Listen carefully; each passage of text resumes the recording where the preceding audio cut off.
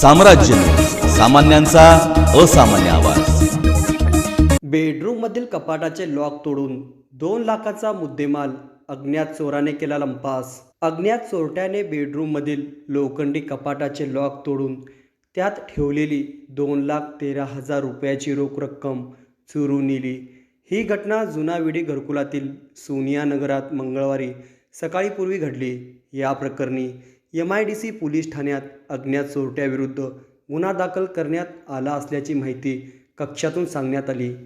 सोनिया नगरातील गोपीचंद राम चव्हाण यांचे घर बंद असताना घरातील मुख्य लाकडी दरवाजा आणि बेडरूममधील दरवाजाचे कडीकोंडा अज्ञात हत्याराने तोडून घरात प्रवेश केला।